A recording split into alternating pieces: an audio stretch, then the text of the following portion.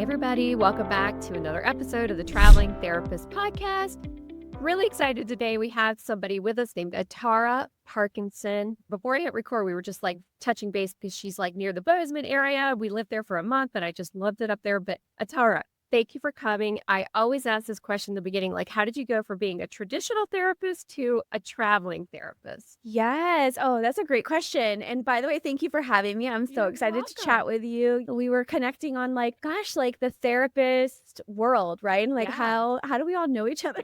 And you know Amber Lina, that's how you found me. Yes. Amber's marketing intensive, which I Oh, love. I so bet that's good. So helping with good. your business, which we'll get into. Hugely. Yeah, I didn't even have a website before this. Oh And I my was gosh. able with the accountability there and what I learned to just like knock out a website in, like a month's time. So huge. Yeah, life changing Your for me. Shout website's out to Amber. gorgeous. Yeah, your Thank website's gorgeous. you. I Oh, just you're looked so at it sweet. before we hopped Thank on. you. Yeah. Yeah, it's like a baby, right? You like pour hours into this and you're like, yay, it's here. So, how did I get traveling? Such a great question. I think I didn't even realize what was possible. And I must have seen someone online doing it. And I was like, wait, what? Why didn't I even think of that? I was raised overseas. I have parents who love traveling. So that's always been in my blood, in my genes. And I laugh that, like, as a child, I had seen more of other countries than I had ever seen of our United States. And now that we're up in Bozeman area, I'm from Southern California, but there's just so many options, right? And so many opportunities to get out and go and do and see things. And so as we transitioned our income, my husband left his job. He's Mr. Mom. He stays with our 4 small children for most of the day. And I became quote unquote the breadwinner and went, wait, if we're not tied to anything right now, let's just start traveling. So last summer, we bought our little travel trailer and we drove down to Southern California for a wedding and then spent 6 weeks on the road headed back towards Bozeman. So we went up all the way through NorCal, hit Sequoia, Yosemite, drove to the coast, did like Bodega Bay area, Oh, I love that up redwoods. there. Oh, Hmm. it was so, magical. And so I would just like hop out of a session, right? You had a break and I would go just sit and hear the waves crash. It was wonderful. Yeah, I say too, like what amazed me was we had 4 kids. Now they're 8, 7, 5, and 2. But 6 months ago, some of them were a little bit younger, but they didn't ask for any toys that entire time. They didn't Amazing. say, I miss this or that. They were just loving life and spent most of the day outside, adventuring, running around, exploring. And it was just so good. So good for me, so good for us as a family. And then we hit Oregon coast. We had a pretty magical experience parking next to someone and they're like, hey, we're crabbing. You want to go pull up the crab pots with us? And so we got to do that experience and then went across the Columbia River into inland Washington and then up to Coeur d'Alene where my in-laws live and then back across to Bozeman. And now, of course, we're planning our next adventure. We're going to head down towards Texas area. And one of my kids, my oldest, is like, I really want to see Four Corners, right? Where the states come. I was like, all right, baby, let's do it. Why not? Right. So that's how I got into this. And that was our first adventure is something I really value personally is freedom. And I think that this really offers and itches that scratch, if you will. Yes. And if you're anything like me, my first inkling that I could even do this was Amber Lida. That she's the one, the online therapist group. I never even knew it was a possibility until I found her in 2018. She like changed my whole life. I tell her about it all the time. And now she's one of my best friends, which I feel so lucky about. But it's just, she is such an inspiration. You probably read into her stuff too, I'm guessing. Yes, I don't I was know. going to say, I think I became a member of that group in like 2017. And I was Exactly. so thankful because when COVID hit, I saw so many therapists struggle, right, with the transition to connecting through a video platform and like the pauses and how to engage.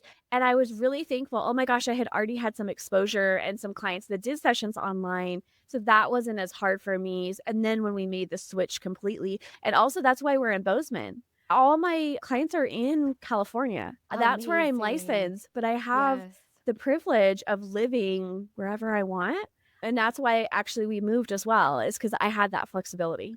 Did you just always want to go to Bozeman, or were you just like, that sounds cool? It's a funny story. My husband was like, I need to get out of here. I need some open space. You know, he's a complete opposite personality, introvert, would be so happy to be in a cabin in the woods and like see people twice a year, right? Clearly, I am not. That is not me.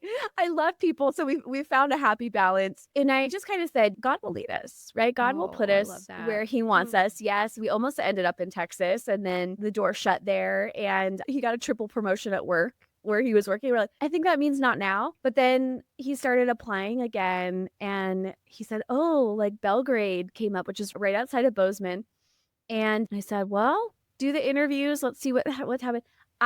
Kim, had been here once as a child, as like a 9 or 10-year-old, but I remembered the nature that I experienced. It's so gorgeous there. Vividly. Yeah. It felt In the like summer, heaven I on gotta earth. say, because In I'm the- not a yeah, cold in the summer. person. Yes, you're right. Let's be honest about, right? 6 months out of the year, if you don't like snow, probably don't move here, right? But yeah, I remembered it vividly. And so I've always had an adventurous spirit. And so I said, yeah, let's do it. And so we sold as much as we could, got a trailer, put as much as we could on that, and drove up. And that was that. And then just like looked for a place to stay, like rented or bought, or like how'd you guys handle that? Yeah, I had done that before. So I looked for a place to rent. And so we rented for 2 years. And then again, by the grace of God, housing in Gallatin Valley is not cheap. And so it really was a blessing to be able to afford to buy. But that happened 2 years ago. And so now we own a home here. And that's kind of our home base for now. And then we kind of venture out from home base. Yeah, because there's so many different types of traveling therapists. I try to emphasize that on this podcast so much because people are like, I could never do what you're doing. Like, I need my home base. I need my stuff, and it's like, you don't have to do it like this, I love hearing that. Like, hey, this place called to me. We went there. We rented for a little bit. We decided we liked it and we stayed, but going away for 6 weeks. I mean, I guess you just button down the house, or some people even rent their house out, Okay, so he's Mr. Mom. So I guess he got the job, but then decided to leave the job because, that's the other question I get all the time. It's like, I can be totally rebel, but my husband or spouse cannot be, partner, whatever. Like, what do I do about that? So what was the decision process around that? And like to even give people permission listening, like, it's okay, let the other spouse quit. Addie Whalen, I interviewed her on here a couple times. Her husband is a Mr. Mom. She runs her practice and does a coaching business, and it works beautifully. So I'd love to just hear how that went or how it's going, Yes. Well, so I mentioned we have 4 small children, and our value has always been being present with them and sewing into their lives. And so for that reason, like, we also homeschool and get to be with them in their learning experiences. And we just kind of looked at the reality. And the reality was he was going and working 40 hours a week for decent but not great pay. And then he would come home and I would essentially throw the kids at him and then transition to my clients that were all in the evenings and on the weekends at that point. And we were like passing ships in the night. We didn't see each other. We didn't really have a lot of connection. And that relationship is the foundation of the home. And when that's not connected, it kind of sets up or has a ripple effect, which was our experience on the rest of the home. We wanted to be intentional in the opposite way of being connected. So we kind of had this talk and I said, he's a masculine man. Let me be very clear about that. So I thought never in a million years would he want to like not be the provider or have an income. And so I asked and I said, what do you think? Would you ever want to like be this quote unquote stay at homer? And he went, yeah, I'd love that. And I went, what? Oh my gosh. Wow. So, the assumptions we make in life, right? About this or that. And we sometimes, I think, close ourselves off to so many possibilities because we have a preconceived notion of how it's going to be or how someone is going to show up. And just asking, right? Or being curious around something different opens up this whole other world. And I said, really? And he said, yeah. And so we kind of started to set things in motion. And for a few months, I was building my caseload. Oh my gosh. And that was with very limited hours, right? And that was so hard. But eventually he was like, okay, I'm going to do it. I'm going to put my 2 weeks in. And he did. And this has been our lifestyle for almost a year and a half. And again, it also opens up for us the possibilities of seeing so much of the world that we're in and just having freedom in those ways. Yes. And are you guys following a certain like homeschooling curriculum? Because I've talked to a couple other traveling therapists and I've heard there's different curriculums. Like, is there a particular one y'all follow or? Yes. So we use and have always used the classical model of education. When I saw the logic behind it, I was like, oh, yeah, that makes sense, right? So it's based on child development of their brains are capable of memorizing a lot of information when they're little. And so my kids, right, will know words like the Vulgate or Mesopotamia. They have no context for that, right? Later, last week we were talking about Japan's Heian period, right? They don't actually know or have a lot of context for these things yet, but you build in that information first so they have the facts and then add context as they mature and get older. So that's what classical education is about. So we've used for years a program called Classical Conversations, which has memory work put to song. It's pretty wild. They can sing all of history's major events from the beginning of time until the last event now on the timeline is 2001, 9/11. I'm sure we'll be adding COVID really soon there. Right. But they can sing all the major events to song. And so it's really incredible what their And brains they'll are always capable of. remember that. Like when Yes. I can think of songs, obviously, when you're a kid, like that Right. stuff just stays with you forever. Wow. Right. Right. I'm sure you have this. You're like, why is that song stuck in my head? I kind of thought about that and went like, yeah, why wouldn't we put then information that is useful to us to song and keep it in that way? So it's That's really so fun. cool. We walk around singing the songs. And then you can imagine with that, it's really flexible as well because we want to do our homeschooling. We're on the road one day, put in the CD or that's old, but you right, put on the tracks on my iPhone and we sing the memory work for the week and we got half of our homeschooling done for the day. So it's fun. That's so cool. I just love that you're just making your own path with it. You're creating it how your family wants it to be, which is really Exactly. cool to me. And the beauty of it too is that we have really different learners. So my eldest is not formally diagnosed. We haven't done testing yet, but for sure dyslexic, poor guy, and perhaps some ADHD in there as well. And so his learning style is very different than, let's say, my second born. But the beauty is we get to craft and shape then how we're going to approach learning with him versus maybe the second born. And that is wonderful too. Yeah, I've just heard so many cool stories about that. Like, I think it's called world schooling, where it's like we just do an adventure that day and then we build lessons around the adventure and they learn that way and they take a quiz or whatever and they pass world history or whatever it is. Like, or geology, because we went to the beach and we looked at this type of, Of rock, igneous sediment or rock, whatever, it's like exactly. Yeah. so cool. I just think that's such a better way to teach your kids than just like some silly curriculum they have to learn.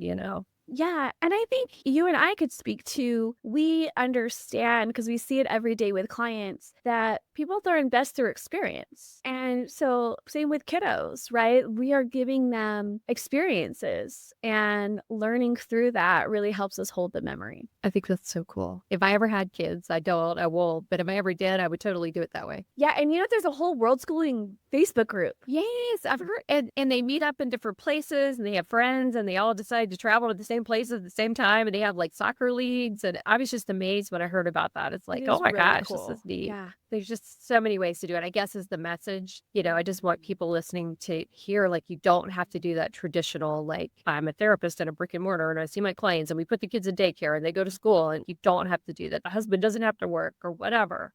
So tell us about what you do as a therapist, because another cool thing about you is you've kind of scaled into other things too. So tell us what your model looks like and then how you incorporate that into like when you are 6 weeks on the road, like how do you handle that? What do you do with the kids? I mean, I guess he takes them, but how does all that work? Yeah. So I could talk about what I do all day because I love it. Yeah, I think it's really interesting. I'm so passionate about what I do. So my journey really started actually after graduate school in about 2012, 2013, where my body was done. My body was like, no more. You have been pushing, abusing. And when I say that, I mean, I was taking my classes. I was doing 20 hours a week of my practicum. I was working full time with men who had been incarcerated on a life sentence. So not a gentle population, so really heavy, lots of trauma, lots of stuff there. And same with my practicum hours actually were with girls emancipated from the foster care system. So you can imagine the trauma and the feelings of abandonment and just the heaviness, right, in that population. I was training for half marathons. So I was running between 3 and 7 miles on an average day, eating horribly. Like a meal would be like sunflower seeds and a Slurpee from 7-Eleven. So I was not nourishing my body. And then on top of that, I'm 22, 23 and trying to figure out my life and the stress of all of this. So binge drinking, right? Binge drinking on the weekends with friends. And all of this, along with my history of who I am, but also experiencing some domestic violence in the household, divorced parents, all of some of this childhood stuff, my body was done and had been in fight or flight mode for probably a very long time and gave out on me. And what I mean when I say that was I could not get up out of bed for more than 2 hours at a time. And I would be so physically exhausted that I would literally have to lay down and try to sleep again. And now this would probably be diagnosed as like chronic fatigue, something of that sort, maybe fibro. So this began the journey of, hi, I'm 22, 23. I don't think this is supposed to be happening. And I'd always been really high energy, like go from the sun comes up to after the sun goes down, do all the things. So this was very uncomfortable for me and out of my wheelhouse.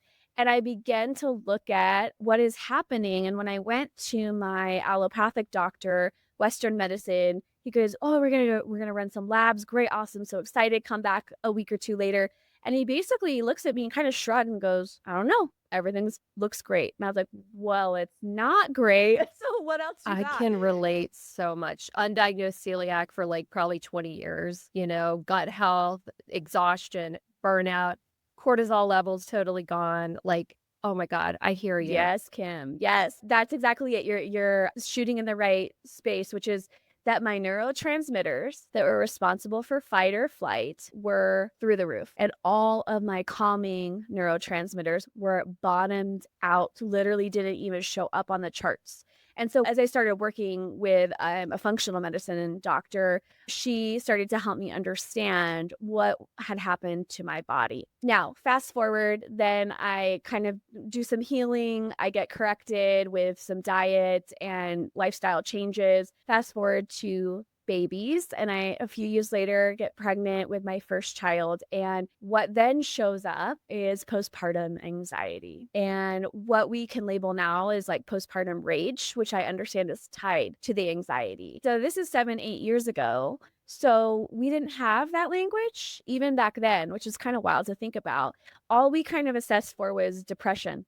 And do you want to kill yourself or hurt your baby? No, great, okay. That part of my journey put me on, and I got connected with the idea and concept of minerals for our body and the importance of minerals specifically for a healthy functioning metabolism and then mitochondria, which we all know, right? Powerhouses of the cell, but we don't always understand the nuance of mitochondria also are responsible for producing and regulating our neurotransmitters. And so if our mitochondria are not functioning well because they don't have what they need, then the rest of the body and the rest of the systems cannot also do what it needs. You got to have a solid base. Yeah. Absolutely. Wow. So there's a wonderful explosion right now in the field, which I'm so excited for, out of Harvard and Stanford, of a concept called metabolic psychiatry. What they're doing is literally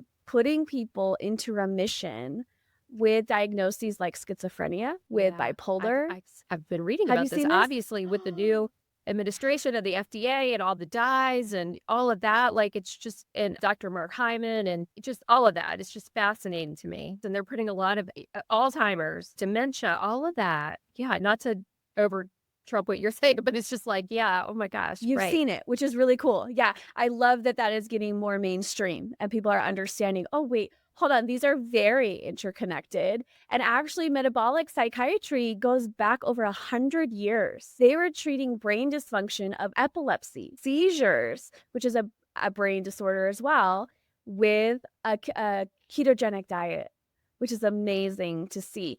So that's the metabolic world. And what I do is for clients interested in that, certainly what I say is we dabble.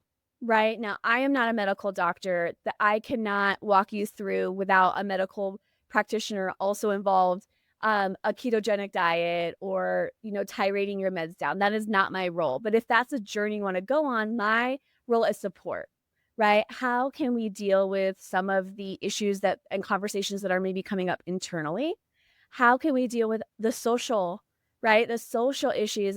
Talking with a client the other week of, I'm going to this church event and there's nothing for me to eat, right? Everything has a lot of potatoes or bread or this or that, or people don't even understand, or maybe I feel judged in this space. And how can we walk through that, help people understand what you're trying to do? Maybe it's around the fear of titrating your medication down, right? When you've had psychotic symptoms or even like major depression, there's a huge fear there of like, oh my gosh, if I lower this, these come back, right? And this fear. So helping people walk through that. That's what I do in the therapy space, as well as I'm super passionate about somatic work. And specifically, I do brain spotting. I love brain spotting and also somatic experiencing, which is incorporating understanding how the body is holding or responding to memories, experiences, and how we can help better healing for the mind using somatic methods.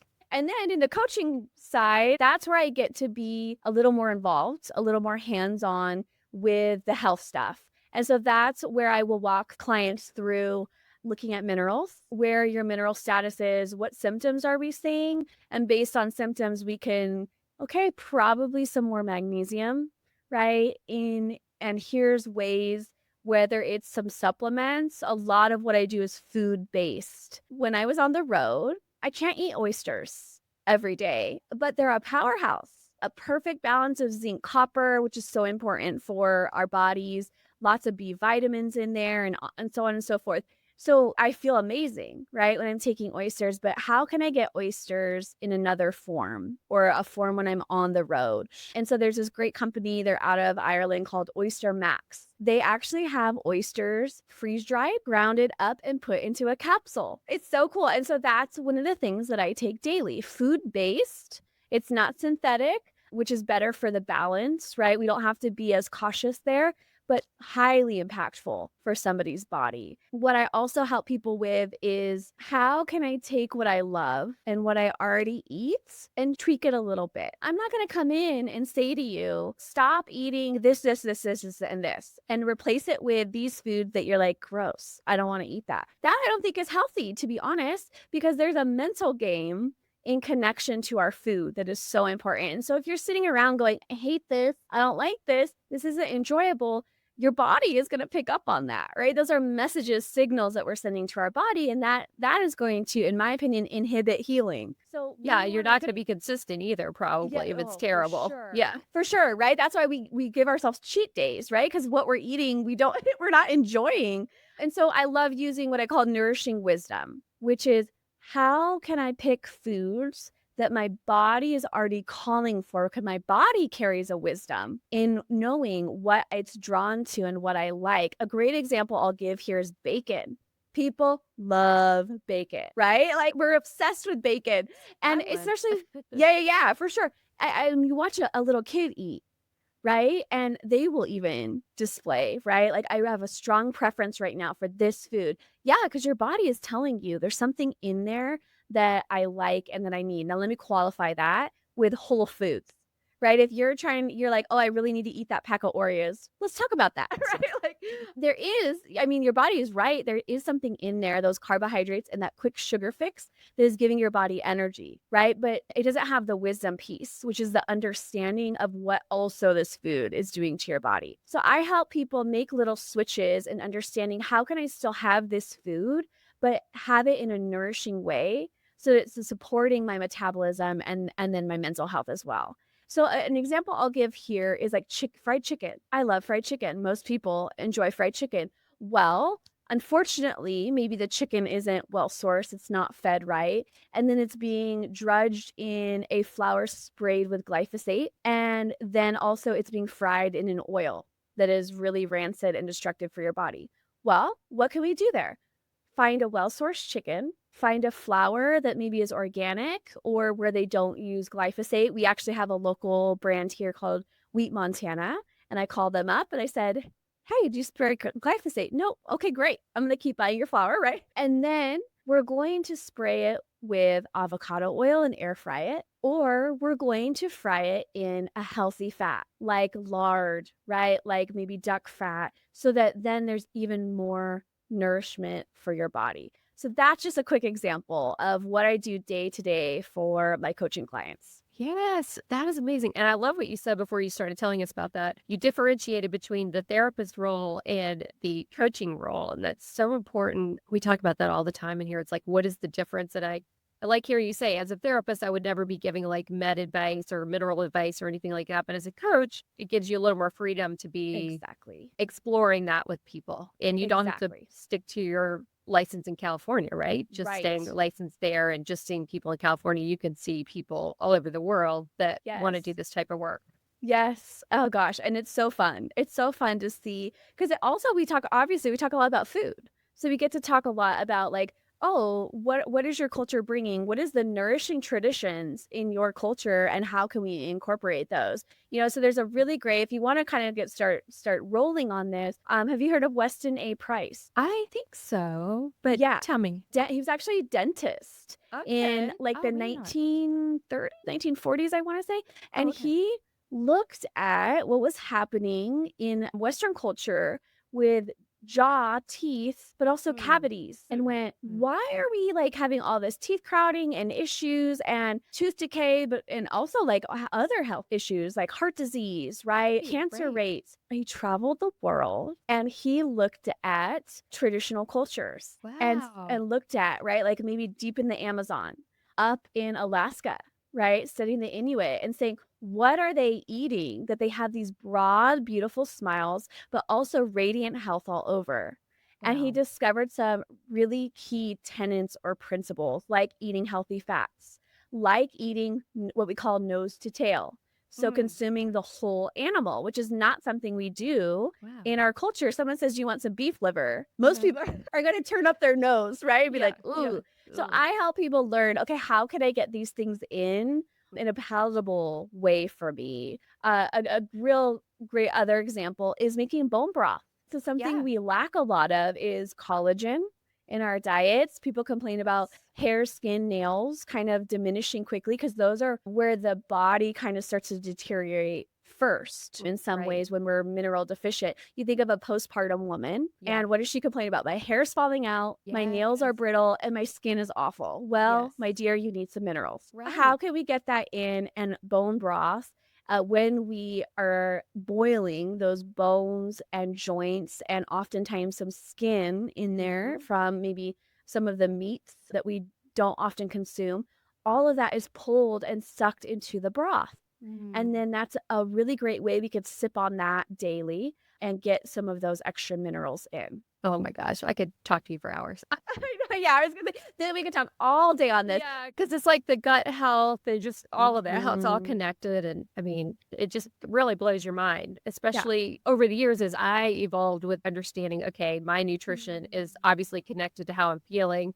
And Mhm. then just seeing client after client after client, just screaming in my head, like, oh my God, this is obviously functional medicine type related also, but Yeah. not having like the words or the knowledge or the capability as a therapist to like coach Mhm. on that stuff. So Yes. I love that you're doing that. Yes, Yeah. thank you. So I guess the next like reasonable question is, how do you do this on the road? Yeah, Right? Like yes. how do you Let's talk about it. I've Yeah. had episodes on gluten-free and celiac on the road. It's been Mm. tough, but Wow. I'd love to hear your tips and all Yeah. that. Yeah. Ooh, tell me real quick, like what did you pick up from those conversations or what were you able to Well, implement? it's been my learning. I use an app, Find Me Gluten Free, that helps me find like restaurants and stuff that are Mm. kind of safe. But even then, I'm still getting contaminated in a lot of the restaurants. They Mhm. try, but they're not 100% unless it's a Yeah. totally dedicated gluten free facility. And a lot of times you can find restaurants like that. I was Mm. telling you before we hit record in Bozeman, we found a place called Yes. Feast up there that we still Mhm. talk about. They were so good with it. They had the menu is just amazing. So I definitely do that. But I've got my own like pots and pans we actually pack in the car and take with us. So I'm not cooking in pots and Yep. pans that have had gluten in them, or I don't know. I still struggle with living in Airbnbs. The kitchens are all contaminated with gluten. So there's, issues like that. There's things like toaster bags that you can use and put in toasters so you're not cross contaminating bread. But really, Wow. we travel with an air fryer. So I toast my bread. I do everything in the air fryer. So that helps a lot. But that's just some of the things I've kind of like Yes. had to adapt to. But let's hear your tips. I'm sure you've got a million. Yeah. One thing I'll say is we pay in two ways. We either are paying in money or we're paying with our time. And I like to find that balance for clients because it's really important to just be honest. Which are you wanting to sacrifice in, or are you Yeah. capable or willing to? So, like in our household, for example, it's a pretty split down the middle. We do things to save time because we have 4 small children, but sometimes we do things to save money because that's Yeah. practical and needed for our household. An example would be packaged snacks like string cheeses, lunch meat, or we eat a lot of salami in our, in our house, a lot of salami. And so those were things that we really thought ahead and planned for as we traveled. Of course, we had our little fridge, but we also actually kept 2 coolers, one in the truck and one in the trailer of just kind of supplies like that, which were easy grabs, but also nourishing and filling, protein packed, Great. ideally for our bodies. And we also created a list before we left of, okay, here's all of the ideas. Because sometimes, I don't know if you run into that, like when you're hungry or when you're on the road and you're jumping out for something, and half the battle is thinking about what are we going to eat right now, right? Instead of a bag of Doritos at the 7-Eleven, I'll opt in for like hard-boiled eggs or something. Try to Perfect. right. Yeah, so planning in that way so that, okay, we can just look at the list and go, oh, okay, let me go grab that. I love that you brought up eggs. The list is another way also to keep track of, oh, okay, we just finished our last boiled eggs. And the next stop we make, we need to make another batch, right? Or go for that again. What are some other things? Oh, coconut water. So 98% of Americans do not get their daily recommended amount of potassium. So coconut water is a really easy way, a quick grab to get a heavy hit of potassium in. And one thing that I love doing, I didn't always do this on the road because it's a little harder, but if you're at home or if you're parked somewhere, you can also do a squeeze of lime, a sprinkle of sea salt in the bottom of that coconut water. Nice. Oh, So good. okay. Yes, very refreshing. So again, these are the ways that we could get something in that our body really needed, but in an easy, that. attainable way. Yep. Yes. The other one I was thinking of as I was talking about that was the broth, the bone broth. Yeah. Oh, yeah. Yeah. And if you're full time on the road, this might be a little trickier. You might have to buy the prepackaged, or if you can find maybe a local farmer's market or even a local person that was willing or sold, right? Sold that for you. Oh. Because I know even making bone broth at home, it's messy. I've thought about it. It's so daunting. It's like, okay, I need bones. I need a carcass. I need to know how to the whole thing. Strain it and Yeah, messy. You don't want, all of that liquid sloshing all over the kitchen in the trailer. So what we did was we did prepare. So we had frozen, like 2 or 3 jars of frozen. And then guess what? That's also your ice pack. Right? Part of the ice supply in the cooler. And then we would kind of take that out and drink that. But towards the end of the trip, obviously we were out. And so then we just bought, right? I think it's called Kettle Fire. They're like an organic brand. So it's not as going to be as great as homemade, but it's kind of, I have tiers or steps for things, right? Of this is the best, most ideal, but if you can't do that, that's okay. Here's another option. If you can't do that, that's okay. Here's another option, right? The lowest rung, it's still going to benefit your body. Butter's another example, right? Okay, ideally organic, grass-fed, raw. Okay, well, we're not going to necessarily be able to find that everywhere. So the next step down, okay, great. Just try to aim for grass-fed, right? You can see the color difference in that, right? Bright yellow versus that pale, almost white. Okay, if you can't get that, guess what? Just buy the butter at the store or at Costco or whatever.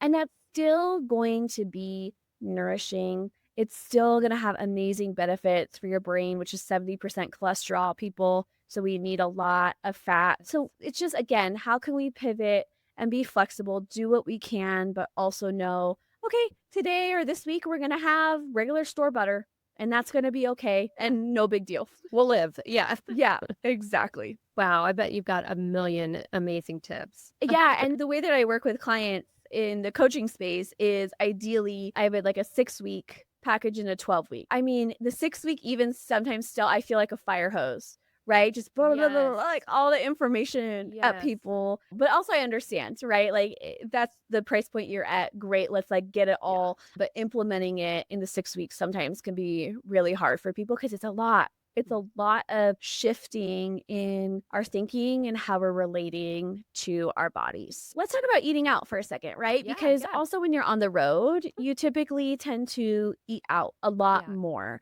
And Yes. so going back to what we were talking about earlier is like just looking at the options or possibilities and being creative. So some things that I'll do is ask, I'll just make a request like, hey, I'm getting that burger or that chicken breast. Can you cook that in butter instead of the oil that they're probably using back there? And just making a request. Sometimes they'll say no, and I'll say, okay, great. Like, and just move on with my life. But making the request where I can. Obviously, another really great tip would be just taking the buns off of things and eating it kind of that protein style way. And that takes some of that anti-nutrients out. Oh, we were talking about potassium. Potatoes, sweet potatoes specifically, are a great powerhouse of potassium as well. And that's something you can batch cook, right? So cooking 5, 6 sweet potatoes at once, putting them in the freezer or cooler, and then pulling them out one by one at breakfast or with your meal and eating them with a great scoop of heaping butter, salt, and pepper, right? Delicious, nourishing. We're actually hitting several nutrient houses there with that food, right? We're hitting the potassium. We're hitting with the butter. We got some great vitamin D, vitamin K, vitamin A in there. And then the salt, the sodium is actually one of the other crucial 4 minerals that our body really calls for and craves. So we're hitting that as well. So And I always crave salt. Like I'll just put like sea salt, like crank it in my hand and just eat it.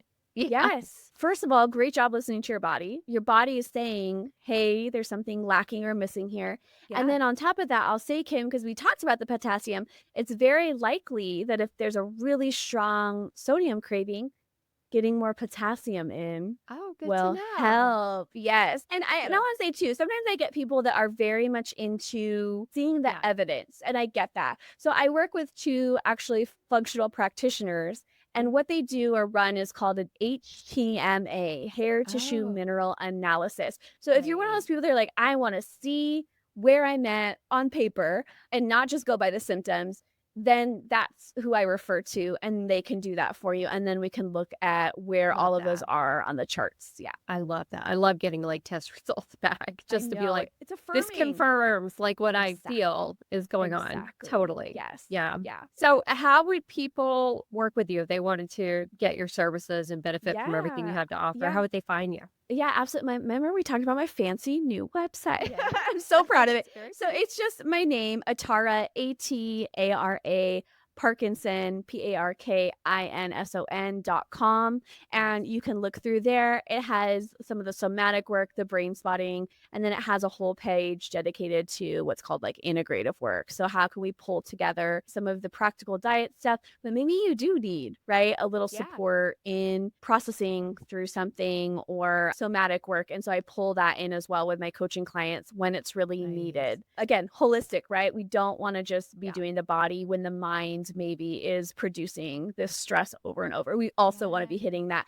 I have some clients who already have their therapist and are doing that work. Wonderful. Okay. Then let's just do the practical, because your brain, we know that psychotherapy produces and exercises regions of the brain that are perhaps underdeveloped at times. That's wonderful. Love it. Need it. Also, however, we need a brain that is capable of holding those changes. That's why I'm so passionate about this, is because I've heard and seen so many people say, I've been in therapy for years, right? Or I've done this work for years and I feel like I'm still stuck in this way. And that's where I would go, maybe your brain needs some actual biochemical changes and support so that it can hold those changes. So that's my website. I have a love-hate relationship, I realized this weekend, with social media. Sometimes I'm like, oh, it's contrived and fake. But also it can be such a resource and it can be such a light. And so I'm reestablishing my perception there.